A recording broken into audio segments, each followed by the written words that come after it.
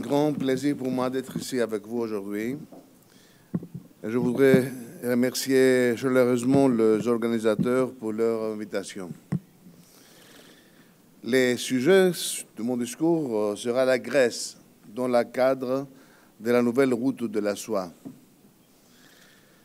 Comme il est bien connu de tous, au cours des 5 dernières années, s'est manifesté de ce qu'il préparait de la fin des années 70, la domination du capitalisme financier sur les économies des États et notamment dans l'exercice de la politique nationale des pays. La crise économique de 2008 s'est transformée en plus d'une crise humanitaire qui a surtout touché les économies de la plupart des pays de l'Union européenne et les États-Unis. Parmi eux, la Grèce, mon pays, qui se trouvait déjà dans une situation économique vulnérable, c'était bien la plus touchée. La Grèce est devenue membre de l'Union européenne à partir du 1er janvier de 1981. La création de cette union était, et je mets l'accent sur la conjugaison du passé du verbe « être », une des plus grandes réalisations politiques et économiques de l'Europe, d'après-guerre, en mettant l'accent sur l'État social. La Seconde Guerre mondiale avait fait des ravages auprès des populations européennes et la reconstruction passait par la création d'une havre de paix où régnerait un capitalisme propice au développement d'une structure sociétale égalitaire. Cette œuvre initiale aurait dû voir son apothéose dans la création d'une monnaie commune, l'euro, qui était considéré comme le facteur qui aiderait le processus de l'intégration de l'Union européenne.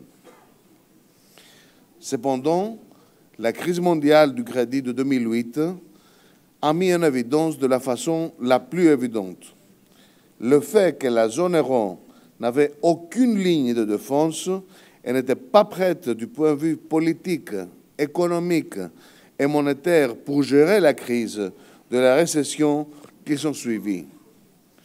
La crise du crédit s'est transformée en crise de dette de la zone euro. Autrement dit, la zone euro a échoué parce que le traité non seulement ne prévoyait pas même, au contraire, interdisait la ressource d'un État membre par ses partenaires. Je ne suis évidemment pas le seul à faire cette admission. Le Fonds monétaire international lui-même a déclaré en décembre 2013, assez tard, que la zone euro était dans une situation pire qu'en 2008, alors que les États-Unis, d'où commença la crise mondiale, ont pu, entre-temps, surmonter leurs problèmes et amorcer la reprise économique. Les chiffres, chers amis, parlent pour eux. Le taux de chômage dans la zone euro dépasse les 12%, avec les taux les plus élevés étant enregistrés en Grèce, 27%, l'Espagne, le Portugal, le Chypre. Plus de la moitié des chômeurs sont des jeunes jusqu'à 25 ans. 70% des jeunes, maintenant en Grèce, sont en chômage. En outre, la majorité des chômeurs sont des chômeurs de longue durée. Autrement dit, nous avons une économie qui ne crée pas d'emplois supplémentaires et qui ne peut, a fortiori, plus intégrer dans les structures de production les jeunes qui ont de qualité et de connaissances. Plus de 300 000 Grecs sont partis ces 2 dernières années pour l'Europe et les États-Unis, des jeunes qualifiés. La vision des citoyens de l'Europe pour une union de l'Europe des citoyens s'est cruellement effondrée en 2008. C'est un constat triste, mais un constat franc néanmoins.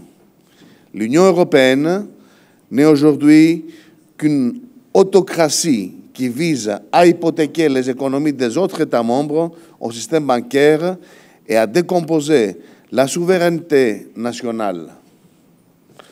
Dans l'actuelle Union européenne, le banquier prend des décisions politiques et économiques pour le gouvernement et le peuple de l'Europe. On a perdu le pouvoir, les gens de la politique, mais aussi les citoyens. La démocratie est morte. Qui plus est la gestion unilatérale de la crise en Europe par l'Allemagne réveille les fantômes de l'histoire et son rôle hégémonique menace de conduire à la catastrophe. Ce n'est point mes mots, chers amis, mais c'est d'un des plus grands penseurs politiques, l'allemand Jürgen Habermas, qui a prononcé lors d'un discours récent à l'université de Louvain en Belgique, tous en envoyant un appel pour une plus grande solidarité et plus d'Europe. Dans ce cadre, les Grecs indépendants soutiennent les positions suivantes. Premièrement, le respect de la souveraineté des États membres de l'Union européenne, l'instauration d'une Union européenne d'égalité, d'autonomie et de solidarité avec un statut juridique complet des institutions et des activités des États membres nationaux. Deuxième, l'abolition immédiate de protocoles et de contrats d'emprunt. La plupart des protocoles et de contrats d'emprunt, ils n'ont pas de signature. Ils sont des accords qui ne sont pas déposés au Parlement des États membres. Ça, c'est sûr pour la Grèce, je vous le garantis. Troisièmement, le repositionnement du Parlement européen dans le processus de la prise de décision. Quatrième, l'élaboration d'un projet européen de développement basé sur la justice sociale. La lutte systématique contre la corruption. La lutte systématique contre le paradis fiscal. À ce point-là, je veux vous dire que l'Allemagne ne donne pas à la Grèce, après une demande juridique, les gens politiques qui ont été payés au noir par la compagnie Siemens. Le traitement défini de la crise de la dette dans une zone euro selon un accord européen similaire à celui de Londres de 1953, qui n'a finalement réglé la dette allemande. L'adoption immédiate de la mission par la Banque centrale européenne de Eurobond. La mise en place immédiate d'une agence européenne de notation de la solvabilité des États membres. L'introduction de la taxe sur les transactions financières. La séparation du secret bancaire commercial des activités d'investissement. La lutte systématique contre le chômage, et en particulier celui des jeunes gens. Le rétablissement de l'État-providence. La lutte contre le néonazisme, finalement. Et le repositionnement envers le problème de l'immigration par la modification immédiate des termes du traité de Dublin II. En Grèce, à ce moment qu'on parle, on a une immigration de 2,5 millions d'étrangers qui n'ont pas de travail et n'ont pas de futur, qui sont bloqués en Grèce et qui ne peuvent pas partir par le pays. La Grèce constitue un noyau de stabilité, de sécurité énergétique et de paix dans la région élargie de l'Europe du Sud et peut être un pont de communication et de compréhension entre l'Est et l'Ouest. Notre adhésion à l'OTAN et l'Union européenne ne nous empêche pas à entretenir des relations politiques, économiques et culturelles étroites avec d'autres pays, en particulier avec ceux que nous avons des liens historiques tels que la Russie et la Chine. Au contraire, il convient de développer des relations dans le cadre des intérêts stratégiques plus généraux, donc l'Occident et l'Orient. La question qui se pose est la suivante.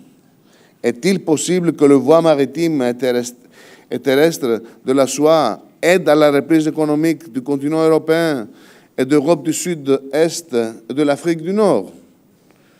La Grèce antique a joué un rôle historique dans le développement économique, culturel et politique du monde alors connu. Il a été le centre de routes commerciales mondiales et du développement économique de pays de la péninsule balkanique jusqu'à la mer Baltique au nord, la Russie et le sous-continent indien à l'est et le pays de la Méditerranée et du continent africain au sud. À notre époque, nous sommes témoins d'une résurrection de la route de la soie, tant au niveau terrestre que maritime. La mise en œuvre de ce plan majestueux présente une possibilité pour la Grèce de reprendre son rôle historique dans la région et d'asseoir dans une façon quasi permanente sa position géopolitique en tant que pilier du développement économique vers toutes les régions sous-mentionnées. Le développement de ces nouvelles routes commerciales permettrait un essor de différents moyens de transport dû à la multiplication de biens à transporter. En amont, ceci signifiait un développement quasi certain des infrastructures grecques, tant pour le rail que pour les infrastructures routières et portuaires. Le futur de la Grèce pourrait être meilleur sur une orientation stratégique a été prise pour tisser les liens avec quelques-unes des économies les plus dynamiques du monde et pour trouver ainsi de nouvelles sources de support économique. Un de ces pays, mis à part de la Russie, l'homodoxe Russie, c'est la Chine. Ceux qui ont une connaissance de la Chine et des besoins savent que pour ces pays gigantesques, la Grèce joue un rôle prépondérant dans la région, non seulement pour les raisons historiques et culturelles, mais aussi pour les raisons économiques, car la Grèce est le conduit le plus économique pour les exports chinois dans leur transit vers le reste de l'Europe, la péninsule arabe ainsi que l'Afrique du Nord. Chers amis, à ce point, je voudrais vous informer que la Chine se trouve déjà en Grèce. Lors de mon mandat, en tant que secrétaire d'État, ministre adjoint de la Marine marchande, j'avais signé en novembre 2008 l'accord entre l'organisme du port du Pirée et le groupe chinois COSCO pour la concession pour une durée de 30 ans d'une partie de la gare de containers du port du Pirée. Ce dernier s'était consacré comme la passerelle du commerce Est-Ouest et ont permis à la Grèce de solidifier sa présence en tant que centre économique de l'Europe du Sud-Est et de la Méditerranée en particulier, dans une période particulièrement précaire pour les pays du Moyen-Orient et l'Afrique du Nord. De plus, le port acquiert un rôle stratégique dans le transport de marchandises en provenance de la Chine vers l'Europe et vice-versa. Il y a quelques mois, en juillet 2014, un nouvel accord a été signé avec le groupe COSCO qui investira 230 millions d'euros dans le port.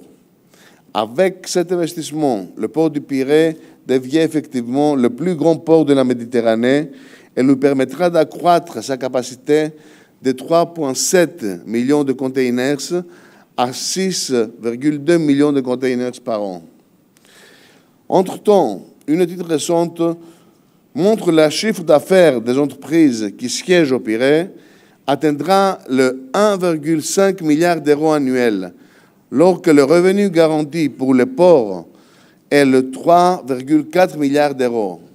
Enfin, 800 emplois vont être créés grâce à cet investissement. Dans cette optique-là, la liaison du port avec l'infrastructure ferroviaire qui a été effectuée l'année dernière garantit que les marchandises arrivant au Pirée seront acheminées rapidement vers les marchés de l'Europe centrale. De même, les marchandises en provenance des usines d'Europe peuvent partir plus rapidement que le moindre cours vers toutes les autres destinations du monde. Je voudrais à ce stade ajouter que l'intérêt commercial de la Chine se concentre sur le plan d'agrandissement de COSCO pour le port de Pirée et le développement de la structure ferroviaire. Néanmoins, cet intérêt n'exclut pas la possibilité de futurs investissements dans les infrastructures similaires ailleurs en Grèce, en Patras ou au nord de la Grèce.